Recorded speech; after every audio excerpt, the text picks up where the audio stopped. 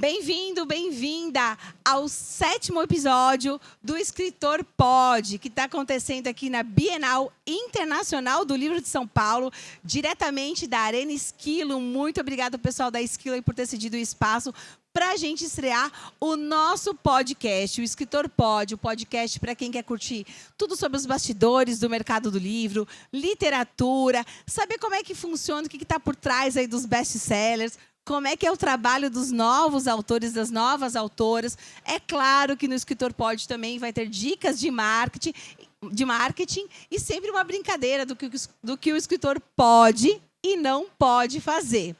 Hoje, na sexta-feira aqui da Bienal, eu estou com mulheres que eu admiro. Aliás, eu tenho assim muitas autoras e autores, clientes, muitos alunos e alunas. E eu quero pedir desculpa porque fiquei com a agenda apertadinha todo dia aqui às 8 horas. Eu queria trazer muita gente, mas fiquem tranquilos que o Escritor Pod continua online. Então, a gente vai continuar entrevistando os autores, as autoras. Então, fique tranquilo, se você não está aqui na Bienal, você pode ser entrevistado a qualquer momento e entrar em todas as plataformas, também no Spotify. E também você pode assistir o videocast no meu canal do YouTube. Bom, com quem que eu vou começar? Eu vou começar por ordem alfabética. Então, eu vou começar com a Bianca. Nessa mesa, elas até brincaram que ficou difícil falar, né? Ficou difícil, né? Mas vamos lá. Quem são os novos rostos da nossa literatura nacional? Sempre eu vou trazer novos rostos. Aliás, isso é um dos objetivos do Escritor Pod. Eu trabalho com imprensa há 15 anos, 16, 17, mas com a agência em janeiro vai fazer 15 anos no mercado do livro. E, infelizmente, a gente sabe que a gente não tem tantos canais assim. Infelizmente, né, não são todos os espaços da imprensa abertos para poder falar de livros e poder valorizar os autores nacionais, os editores e todos os profissionais do mercado. Então, por isso que surgiu o Escritor Pod, para a gente poder dizer que o escritor pode o que ele bem entender.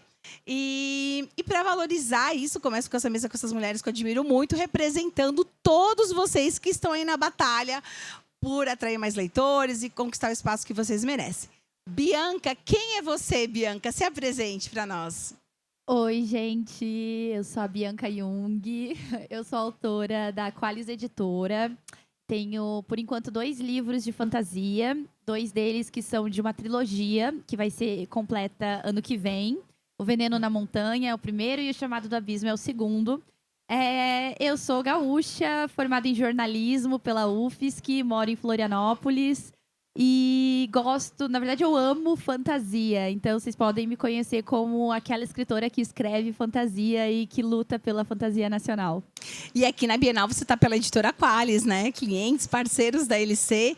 E como é que foi você chegar aqui, ver o seu livro daquele tamanho, bateu uma emoção? Conta pra gente. Foi uma surpresa, eu não estava esperando. A gente já sabe que a Qualis, normalmente, ela expõe as capas dos autores que são lançamentos, o que é muito legal, porque é uma coisa especial pro autor ter a sua capa em tamanho gigante. Eu achei demais, eu achei demais. Eu acho que todo mundo que vê a capa lá exposta sonha em um dia ter uma capa assim, né? Quem é autor.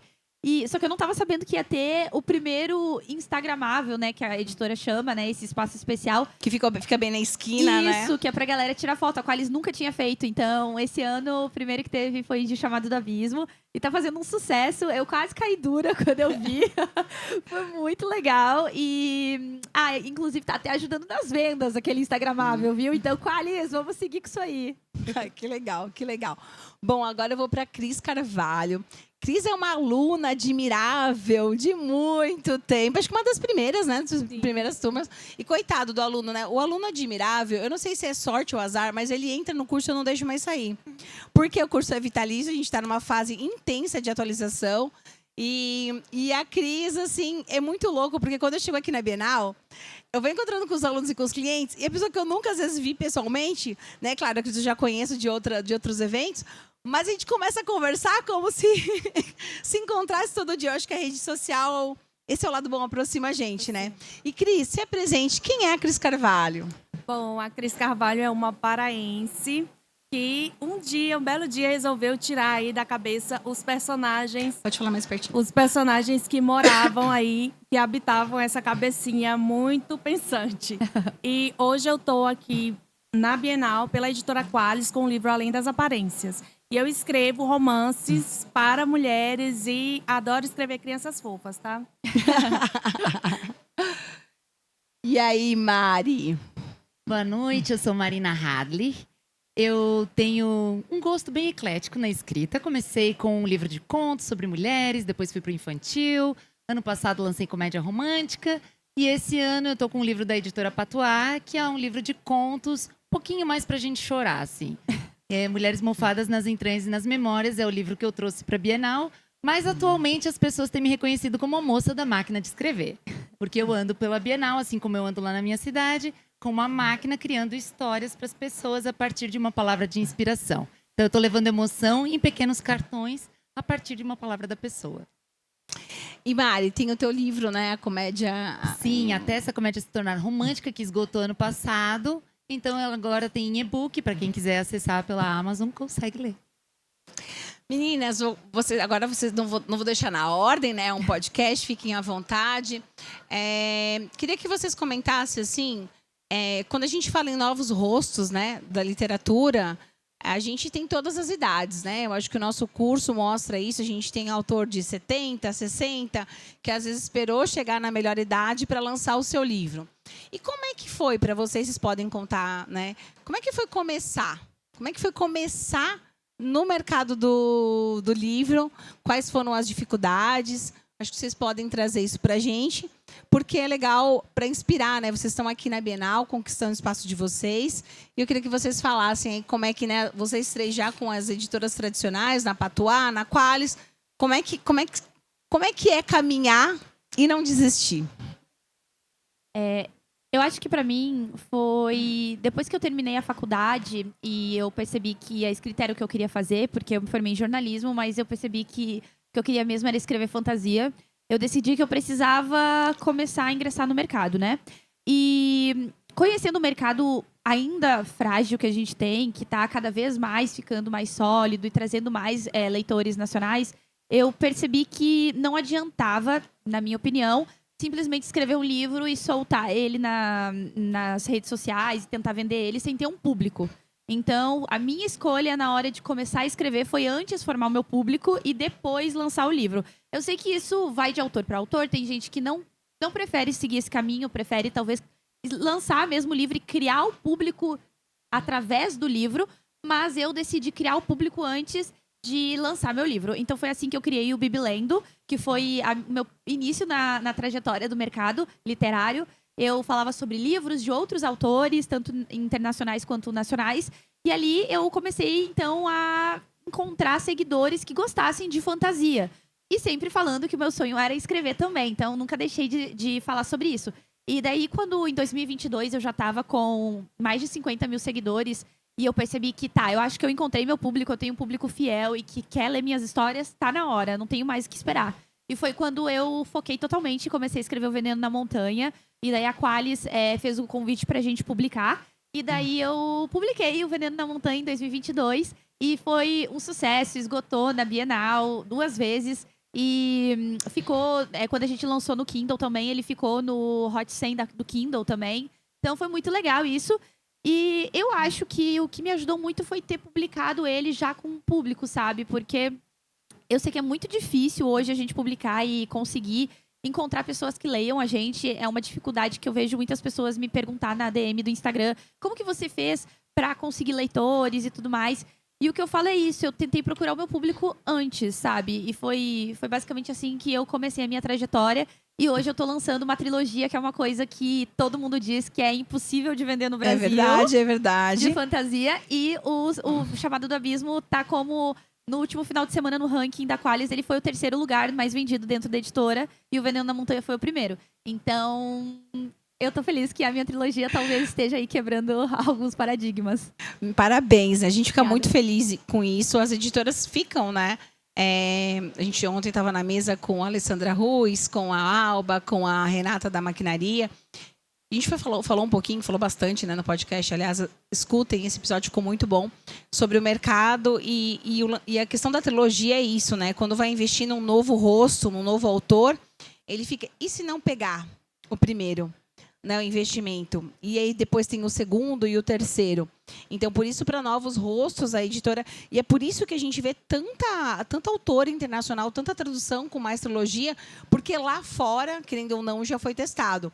Então, sabendo que você quebrou um paradigma e tá aí com todas essas vendas, é muito bacana, parabéns.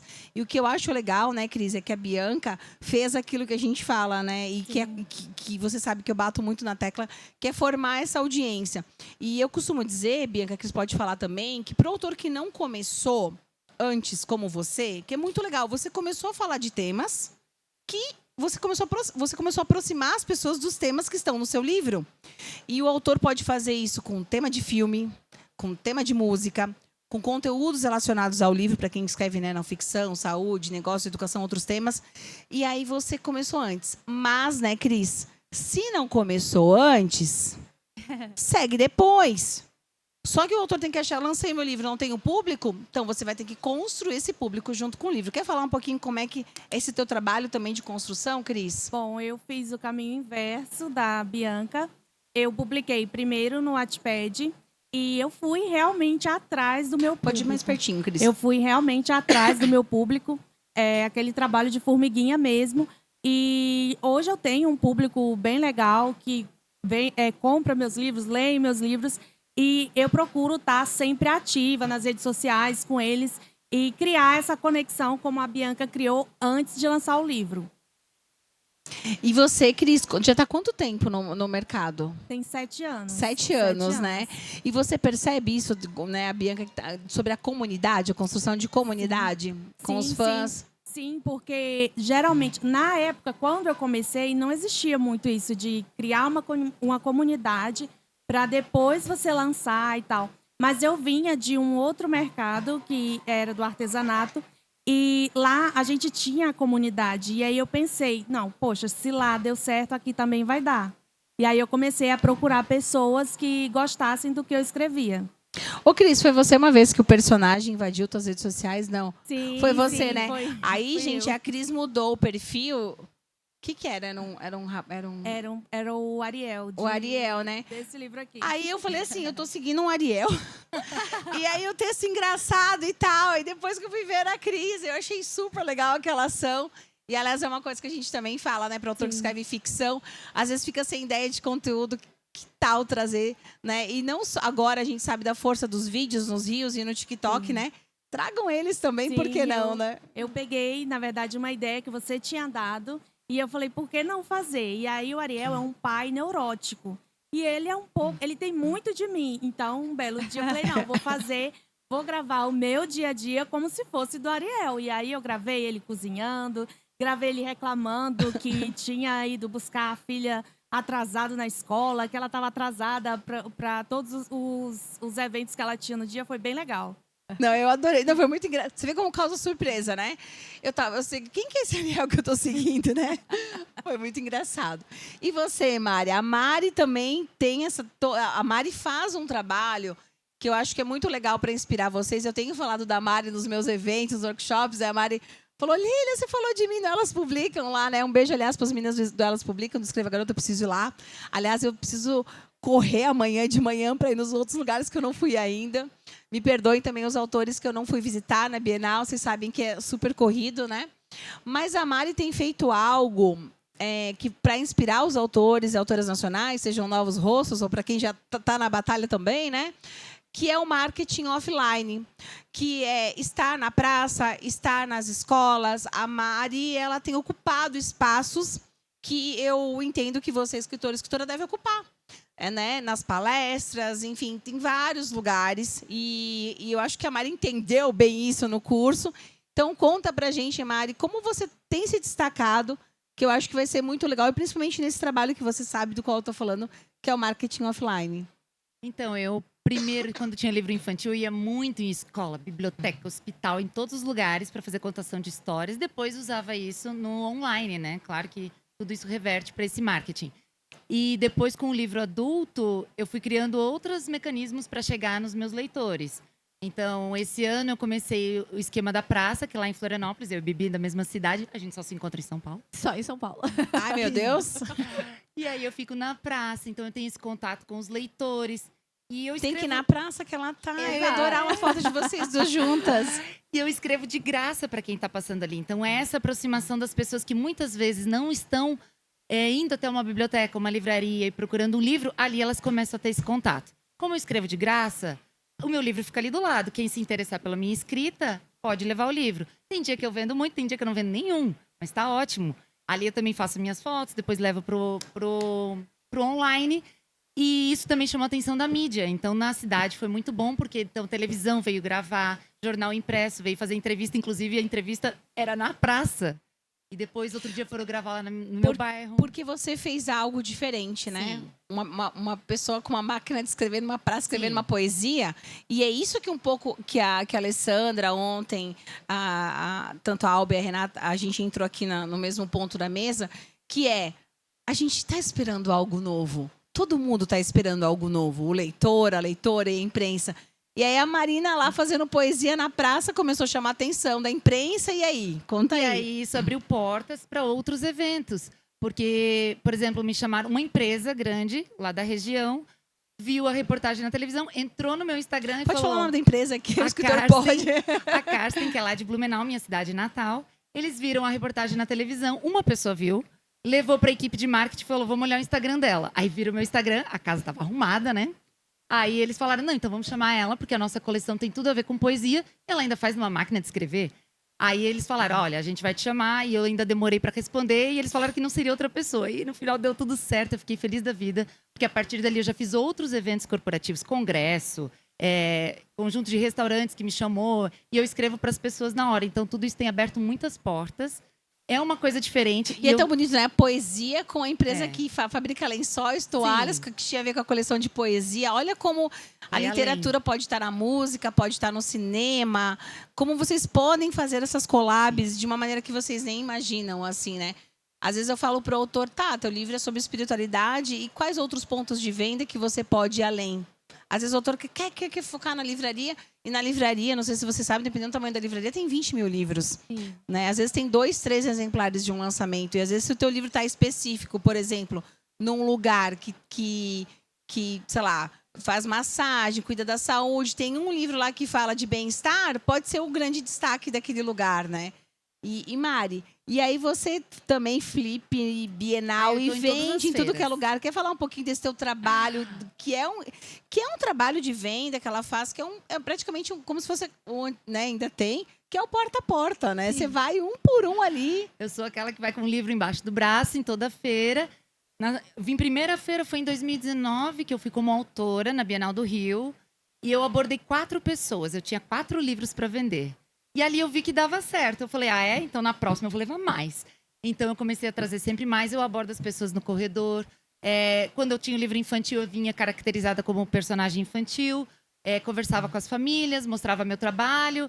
E na conversa, eu falo que eu não gosto de vender. Eu gosto de conversar. Então, no final da conversa, a pessoa, poxa, então eu quero levar teu livro, quero autografado. Aí é aquele sorriso, né, gente? Quem é que não quer ouvir isso? Quando a pessoa fala, eu quero levar teu livro, ai, meu coração assim, ó, se desmancha. E é muito bacana isso, porque as pessoas te ouvem. Mesmo você no corredor, como autor independente, elas te respeitam e te ouvem. E eu vejo que antes, talvez, não sei como é que era muito antes de 2019, mas essa abertura que a gente tem desde então é maravilhosa, porque mostra como a nossa literatura nacional tem portas, tem leitores, e às vezes o nosso livro acaba sendo até mais caro, não entra numa promoção, mas as pessoas fazem questão de levar o nosso livro. Eles querem conhecer os novos rostos da exatamente. literatura nacional, né? Eles querem conhecer novas histórias. Mas a gente também tem que fazer o nosso trabalho de apresentar.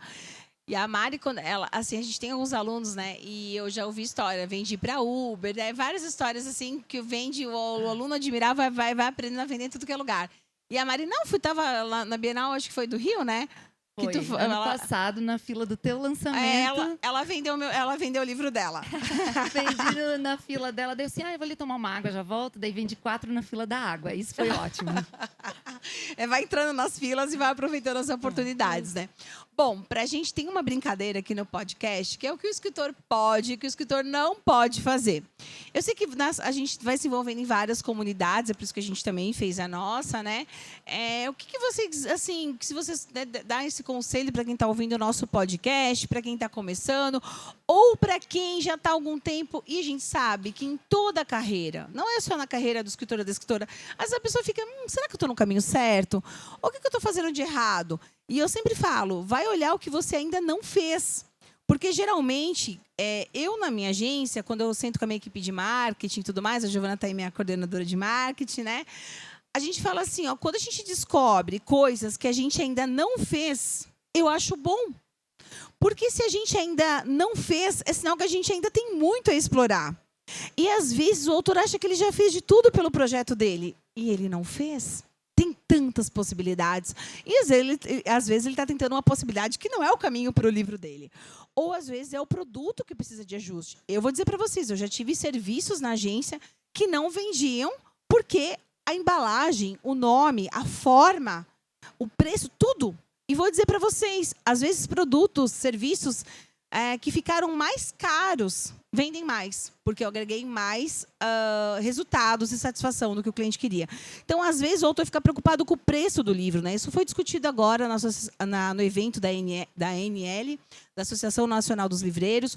O preço do livro no Brasil, apesar de muitas pessoas, né, de ter essa crença que o preço do livro é caro, o preço do livro não foi reajustado com a inflação. A gente sabe como está muito caro outras coisas, né? Alimentação, a gente sabe de outras áreas que, né, o preço subiu. E se você for comparar com a inflação, o preço do livro, fora do Brasil, o preço do livro é muito mais caro. E aquela mesma pessoa que reclama que o livro de 60 pila é caro, 70, ela está pagando num cheeseburger com batata frita. Então, assim, a gente tem que entender qual é o valor do nosso conteúdo. E o valor está relacionado ao que a pessoa vai ter, que é o que elas mais falam na pesquisa, vocês sabem, né? Que eu falo para vocês, está no meu livro também, retratos de leitura. As pessoas deixam de comprar por conta do quê? De tempo. E a gente fica achando sempre que é o preço. Não é o preço. Não à toa tem livros aqui de capa dura, livros que são disputados e tem fila. Então, por que tem fila para um livro de R$80 e aquele livro do saldão de 10, de 15 não vende? E o que vocês vão fazer de diferente para o livro de vocês? Então, na opinião de vocês, o que o escritor pode, o que o escritor não pode fazer? Dei aqui uma pincelada, mas para abrir a mente de vocês e para a gente poder vencer tudo isso, porque todas as áreas têm seus desafios, né? Uhum. Quando você começou a falar agora sobre essa questão do livro ter um valor X e às vezes ele vender mesmo sendo mais caro e às vezes tendo um valor menor e daí não vendendo, era exatamente o que eu estava pensando antes de você começar a falar sobre o que o escritor não pode fazer. E eu acho que o que o escritor não pode fazer é olhar para a literatura dele, sendo nacional, como algo que o leitor tem que dar uma chance. É uma frase que eu odeio quando eu vejo algum escritor falar: ai, dá uma chance pro meu livro. Como se, por o livro dele ser nacional, o leitor tá fazendo um favor de ler, sabe? Eu sei que é muito legal a gente se sente muito acolhido quando o leitor escolhe o nosso livro ao invés de um gringo que tá bombando. Mas eu acho que isso tá mais errado na forma como a gente visualiza isso do que, de fato, do que é, sabe? Porque... E como se apresenta, como né? se apresenta, exatamente. Porque eu acho que só de você colocar essa postura do tipo, dá uma chance pro meu livro, você já desce o valor dele automaticamente pro leitor. Ele começa a olhar para você não como um escritor que ele quer consumir e que ele quer comprar e que ele vai acompanhar. Em vez de ele focar na história, no conteúdo, no benefício da leitura, né? Exato. Ele vai ficar pensando que ele tá fazendo só um favor. E isso não é legal, sabe? Então eu acho que o autor não pode usar essa frase. Dá uma chance pro meu livro. E nem sempre a pessoa vai ler o livro depois, quando compra nessa exatamente. situação. Já cria uma certa... uma capa no seu livro, automaticamente. E o que o escritor pode fazer, que é uma coisa que eu tô dando super essa dica pra galera, é justamente quando eu mudei de conteúdo no meu Instagram, que é uma maneira de criar conteúdo sobre o seu livro que tá dando muito certo pra mim, e que, claro, cada escritor, ele tem que testar. Eu acho que, primeira coisa, o escritor pode testar Pode testar. formas de vender o seu livro. Encontrar a voz, né? Exato, que nem A sua voz. Exato, que nem a Marina, ela divulga e vende melhor no offline e ela encontrou isso testando. Eu já sou o contrário, eu não consigo vender no offline e eu funciono mais no online, sabe? Então eu testei. E uma coisa que tá dando super certo, que eu percebo que cada vez mais tá crescendo hoje, é esse consumo da vida do autor. Então, para quem tem facilidade, claro, porque nem todo mundo tem facilidade, mas se o autor tiver essa facilidade de mostrar mais sobre a vida dele, vários leitores estão amando acompanhar isso, assim. Então, ele quer saber como que é a sua rotina de escrita, como que você leva a sua vida mesmo, porque tem muitas pessoas que também querem escrever ou só querem consumir. Então, eu acho que o autor pode falar também sobre ele. Não só sobre o livro. Eu acho que isso é bem legal. E aqui no Brasil a gente sabe, né, que as pessoas, nós somos próximos, o latino é um povo próximo. Então a gente tem a curiosidade, quer saber, né, até aqui na Bienal tive uma pessoa da agência que veio e fez um vlog. Eu também fiquei meio assim, falei, ai gente, não é, né? Ficou meio assim e tal. E as pessoas gostam, as pessoas querem saber como é a sua rotina, né? Eu tenho a agência, então o pessoal tem curiosidade. Então, assim, a gente pode ceder em algumas coisas, né? Claro, mas a gente não precisa fazer aquilo que a gente acha que não combina com a gente também, exato. né? Porque tem muitas possibilidades, né? Tem Exato. muitos tipos de conteúdo. Isso. Bom, para mim, o escritor pode divulgar a sua obra em todos os lugares. E, tipo, não existe essa coisa de, o meu gênero, o gênero que eu escrevo, não tem público. Porque todos os gêneros têm público, você só está procurando no lugar errado. Então, o escritor não pode achar que o livro dele não tem um público. Hoje eu estava com um editor que ele falou exatamente isso. Nichar é bom.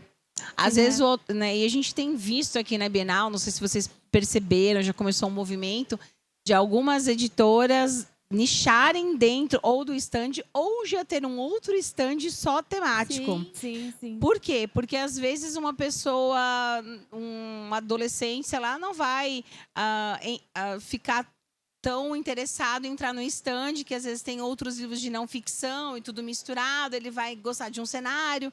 Já o autor que é professor, que é um conteúdo mais pedagógico, ele quer outro cenário. Então, a Bienal, as editoras também estão entendendo isso. E para o autor nichar é bom, porque às vezes eles falam assim... eu tive uma aluna que falou que ela queria escrever para... Meu público são mulheres. Não, mães, lembra? Eu sempre falo desse caso. Mães. Aí eu, que mães? Sim.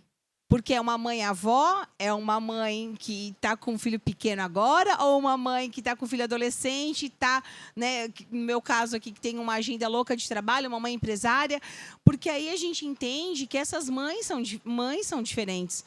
Então, assim, a não ser que seja um livro de poesia, um livro, né, mas se for, tem muitos conteúdos que a gente acha que... Ontem também, eu estou trazendo essa mesa porque aquele podcast onde ficou muito sensacional, escutem, né? Elas falaram assim... que o maior erro do escritor é, às vezes, achar que o livro dele é para todo mundo. Né? Você pode divulgar para todo mundo, mas entender o seu público é a virada de chave. Sim. É a virada de chave.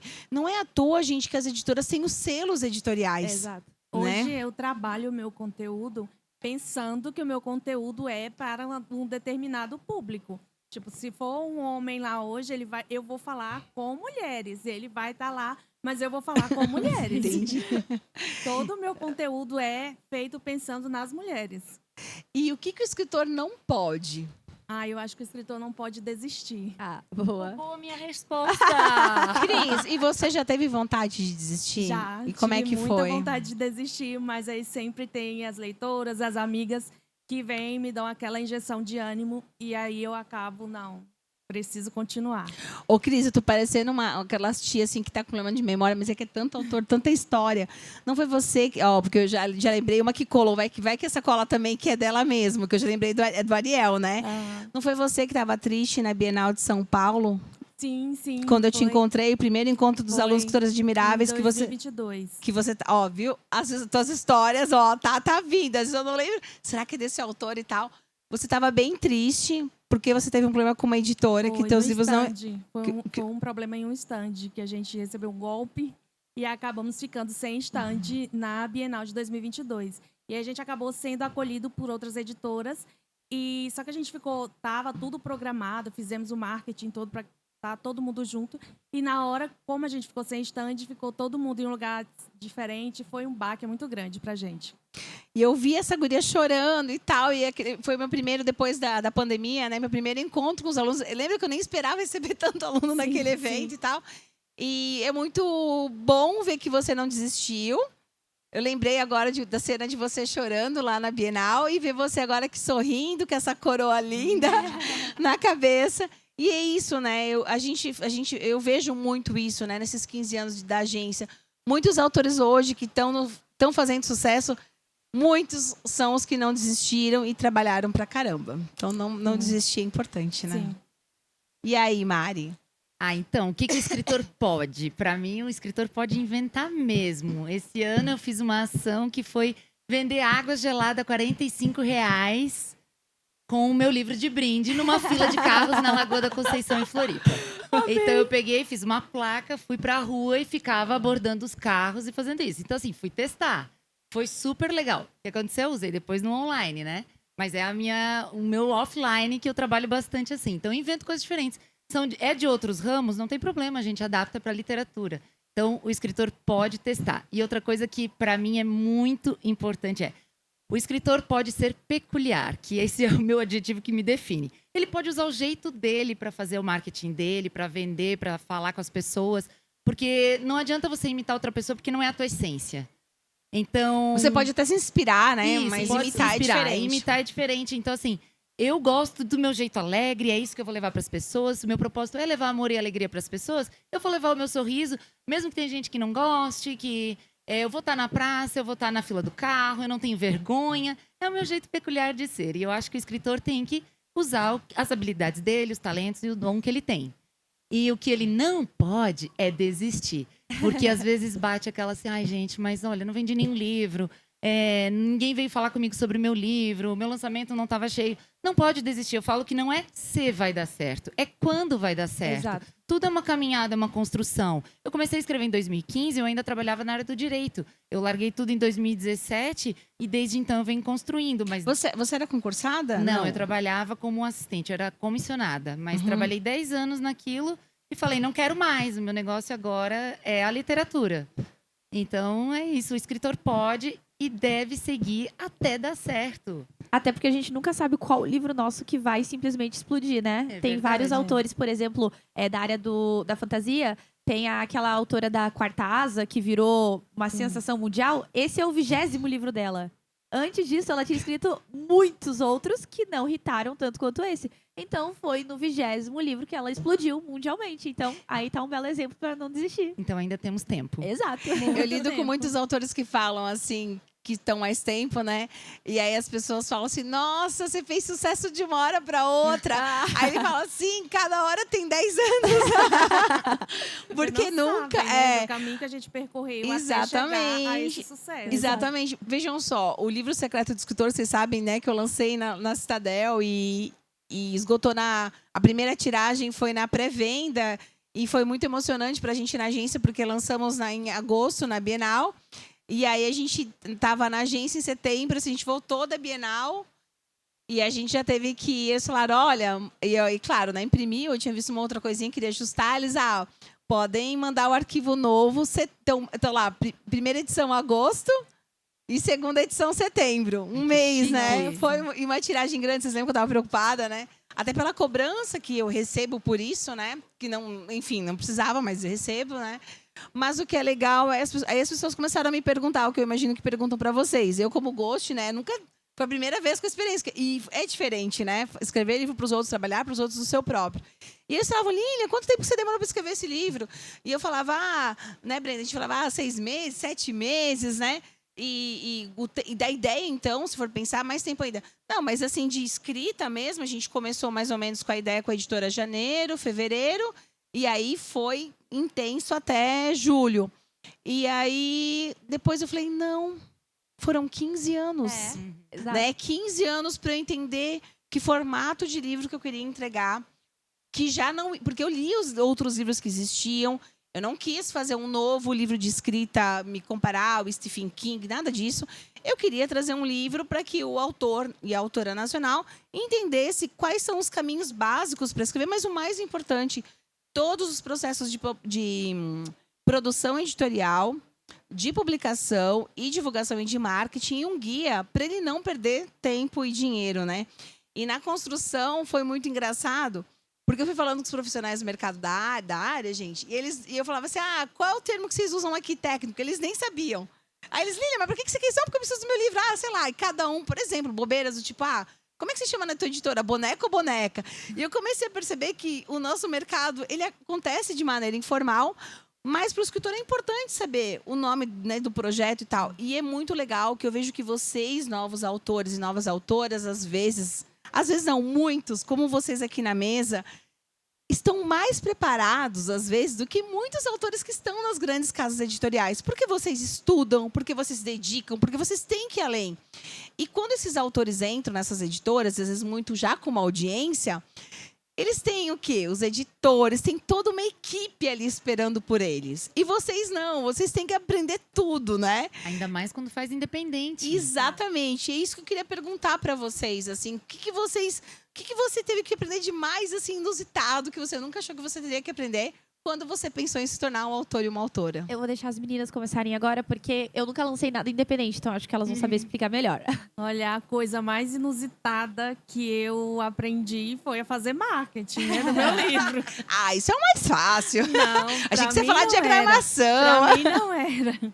Pra mim não era, porque eu era muito tímida, eu não conseguia falar em público.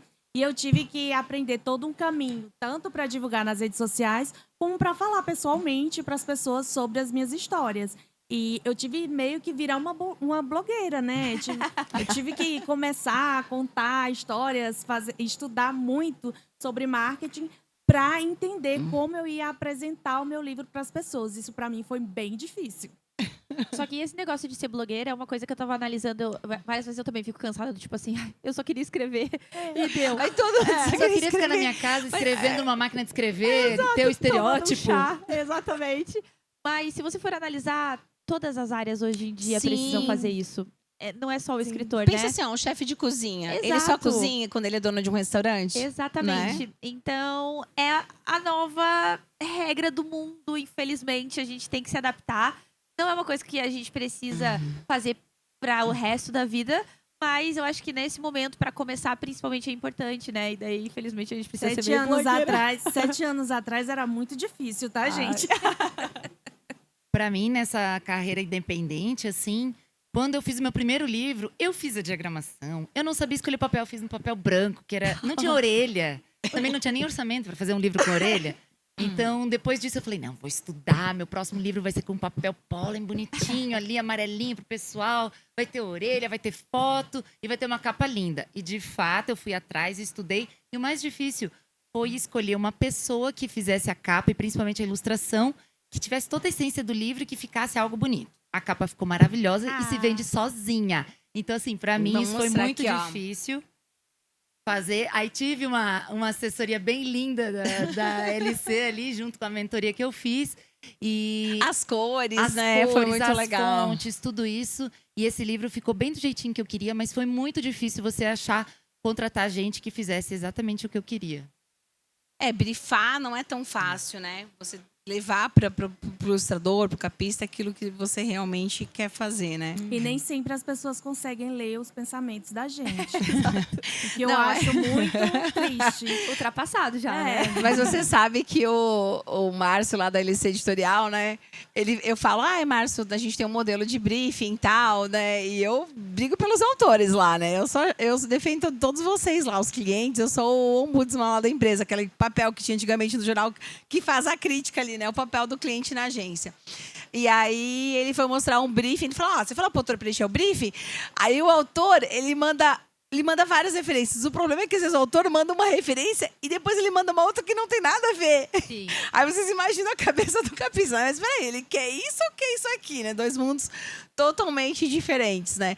Mas eu acho que estudar o mercado do livro e vocês trabalharem bem os projetos de vocês com esse olhar, eu acho que torna vocês, assim, o profissional do livro. A gente tem falado muito isso, né? A arte é o ofício. Uma coisa é arte. Só arte. Para vender, para você ter lucro, eu posso só fazer uma arte ela ficar caríssima e eu não vender ela. Eu posso fazer uma arte, ela ficar caríssima e eu conseguir vender ela e eu ter lucro com ela. Então, assim, a gente tem que entender que é arte e ofício. E quando é ofício, a gente tem que ter disciplina, a gente tem que aprender a fazer conta. A gente não pode sair fazendo um brinde bem mais caro que o livro. Exatamente. A gente não pode, como a gente... não pode. Não pode. Como eu já vi em até algumas editoras, alguns projetos, tornar o brinde tão mais legal que a gente já teve uma campanha, é verdade, eu não posso falar os nomes, não deixaram nem contar no livro esses bastidores. E talvez numa mentoria ali fechadinha a gente conta, né? Com todo mundo sem gravar. Mas assim, que o brinde ficou tão mais legal que o livro, que o influenciador... Joana, acho que sabe da campanha que eu tô falando, que era de um audiolivro. Ele só mostrou o brinde e não falou nada do audiolivro. Então, veja só como tem que ter cuidado com as campanhas de marketing também para a gente não exagerar. Porque o livro é o melhor presente. O livro é o produto a ser valorizado. O livro é o que a gente tem que fazer o leitor ter vontade de ter ele. Então, às vezes, o autor não quer presentear com um livro e presenteia com um brinde muito mais caro. O editor, né, o Marcial, o diretor executivo ali da Citadel, ele fala, ele tem uma linha assim, de divulgar muito o livro, de enviar muito o livro. E ele fala, Lília, o livro é o nosso melhor presente. O Mais Esperto que o Diabo, que é um livro, né, super best-seller, continua, é um long-seller, né, fez um vídeo falando. Ele falou, você não imagina quando eu trouxe Napoleão Hill para o Brasil... Quanto que eu tive que dar de presente para as pessoas entenderem o valor, né? Ele trouxe o Napoleão Hill para o Brasil. Quanto que ele teve que dar de presente para as pessoas entenderem que aquele conteúdo era bom. Então, o marketing boca a boca, que é o que a Mari falou, que as pessoas não... Depois que vende, tem que fazer a pessoa ler e recomendar. É importante, né? A gente, olha só como o livro é um produto difícil, né? A gente tem que fazer a pessoa... vamos dizer assim, não é difícil, mas é um produto que exige um trabalho maior, né? Você precisa fazer a pessoa comprar e torcer para ela não botar lá na estante e não esquecer. Comprar o primeiro passo. Porque se ela lê e se ela gosta, é como alguém assistir um filme. Ela vai chegar para outra pessoa. Quem nunca aqui, chegou para uma pessoa e falou: você precisa ler esse livro, porque você quer conversar sobre o livro. Eu na agência faço isso. Gente, vocês precisam ler esse livro, porque eu preciso conversar. Sim. Gente, vocês precisam ver esse filme. E eu fico enchendo o saco todo mundo da agência. Sempre, tá? Eu, nas minhas redes sociais, eu compartilho todas as coisas que eu gosto e todo mundo é obrigado a assistir, a ouvir tudo que eu faço. Porque precisa conversar, né? Sim. Tivemos aqui no podcast, né? Vocês sabem da união do Scooby com a Esquilo. E, aliás, o Scooby é uma ótima plataforma para vocês estarem, para falarem de livros, que foi o trabalho que você falou que faz, né, Bianca? Para se conectar com outros autores também. O Scooby é muito forte, você lembra, né? Sim. Do trabalho que a gente fazia, tá voltando aí, tá? Já, né? Sempre teve com força total, agora com essa união com a Esquilo. Para você falar de livros e escritores se conectar com outros leitores que vão gostar dos mesmos temas do livro que você escreve. O Wattpad também. Você chegaram já a escrever no Wattpad? Eu publiquei, eu acho que uns 10 primeiros livros meus foram publicados no Wattpad. E você viu essa interação em tempo real, né? Eu conquistei boa parte do meu público no Wattpad. Eu tenho muitas leitoras hoje que vieram do Wattpad. Ô, Cris, para quem está ouvindo o nosso podcast e não sabe, né? Eu tenho que sempre lembrar disso agora, né? A gente está chegando agora no mercado do livro. O que é o Wattpad? O Wattpad é uma plataforma onde você pode publicar em tempo real o seu livro. Pode. Exatamente, onde você pode publicar em tempo real o seu livro e interagir com os leitores. Tipo, você posta um capítulo por dia, um capítulo por semana, e os leitores vão ler e comentar com você em tempo real. Gente, eu adorava.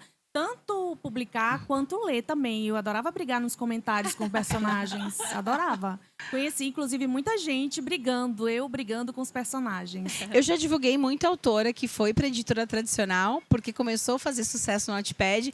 Inclusive, a gente divulgava na capa, na orelha, autora com X, né, 1000 leituras e tal, e comentários e tudo mais. Sucesso no Wattpad. Eu gostava muito do Wattpad por essa questão de que, para mim, eu não estava falando com o autor. Eu estava conversando com o personagem. Eu falava as coisas mais loucas. Tudo o que eu achava sobre o personagem, eu colocava lá nos comentários pro autor. Então, ou seja, várias possibilidades, né? Para quem está começando. Legal. Pode compartilhar o seu conteúdo no Wattpad.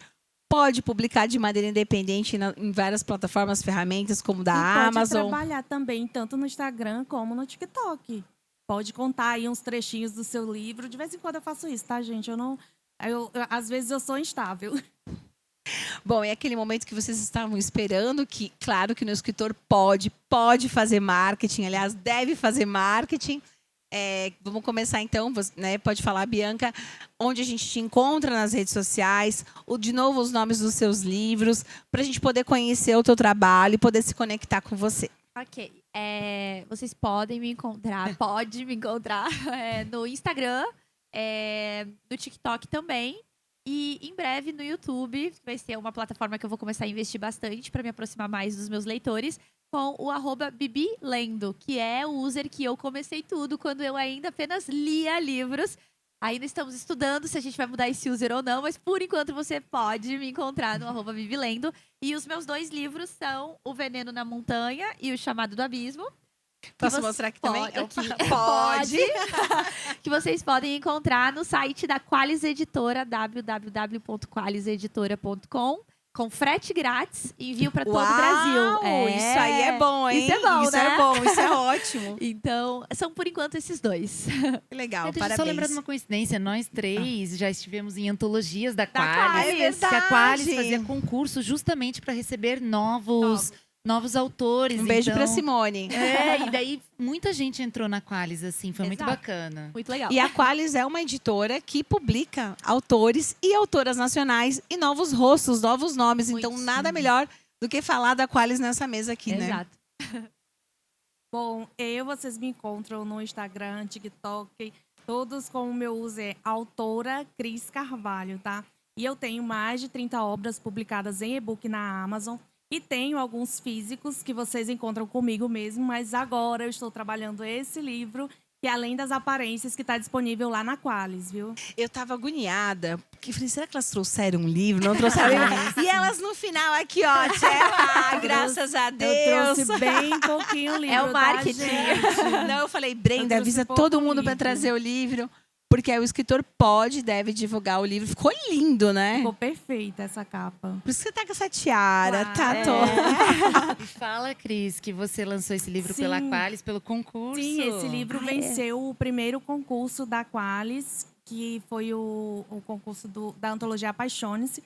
O livro mais lido, publicado em e-book, ganharia um contrato para a edição do físico. E aí eu fui a vencedora. Ai, deixa eu mostrar de tá novo. chique. Olha aí, ó. Além das aparências também, então, com frete gratuito Sim, lá, eu acho né? que tá. Que legal, que legal. E eu sou Marina Hadley, eu sei que é difícil. Bota lá Marina Escritora, que vai aparecer uma moça de chapéu, você vai me reconhecer. Eu tenho um livro que eu estou trabalhando agora, é Mulheres Mofadas nas Entranhas e nas Memórias, pela Patois. O livro para chorar, se você não quiser chorar, você pode ler no Kindle Unlimited Até essa comédia se tornar romântica, que esse foi o meu independente. Como ele esgotou, só lá no Kindle Unlimited. E também tem o livro infantil que esgotou, mas tem 100 Mulheres, que foi meu primeiro livro, lançado lá em 2019. Esse Que aqui também está disponível em e-book. também tá. Esse aqui pela editora Patois, né? Pela editora Patois ou comigo, também tem no meu site, vai autografado, bem lindinho. Meninas, quero agradecer. Eu amei estar aqui com vocês. De verdade, vocês estão na correria aqui da Bienal, né? Todo mundo, a Cris chegou hoje e falou, ai meu Deus, né? Mais A 2 bateria dias. social acabando já, gente. Acabando a bateria social, mas vocês arrasaram. Eu adorei. E eu quero indicar para todo mundo que está aqui no nosso podcast, sigam elas nas redes sociais. Por favor, acompanhe, valorize, compre livros nacionais, valorize as mulheres, os homens, todos os... Assim, o que a gente entende que é o seguinte, não é se é brasileiro, né, se é americano, não é isso que define a qualidade de um livro. O que define é a história. E o que a gente tem notado, e eu fico até emocionada, é como está forte a nossa literatura, né? Como está enorme a quantidade de publicações. Desde a pandemia, as editoras tradicionais estão investindo. Olha, vocês viram aqui quantos Sim. autores nacionais nós andas? Sim, Isso não tinha, gente. Eu vou falar para vocês. Eu comecei, né, fazendo Bienal em 2010. Era muita tradução. Então, dá para dizer sim que o autor nacional está conquistando o seu espaço. Então, não desistam, continuem. Então, seja leitor, valorize. E se você for autor, siga firme e construa. Escreva boas histórias que vai dar certo. Sim, Tá sim. bom? Muito obrigada, meninas. Obrigada. Obrigada. Você pode ouvir o Escritor Pod no Spotify, no meu canal do YouTube, Lilian Cardoso também, olhando o videocast. E acompanhar a gente nas redes sociais, no perfil do Instagram, Lilian Cardoso. Você falou do nome aí. Você sabe que eu defendo o nome do escritor. Eu sabe que eu defendo o nome, mas não é por uma escolha pessoal, é por questão de busca mesmo, né? Porque às vezes o autor faz um nome numa rede social, faz um nome numa outra. E a gente faz essa jornada do consumidor e sabe que o nome é importante. E além do Lilian Cardoso nas redes sociais, você encontra também, siga o perfil do Instagram, Escritor Pod, para você acompanhar os próximos podcasts. Um beijo e até mais. Obrigado, pessoal da Arena Esquilo e da Bienal de São Paulo por essa oportunidade. Aê!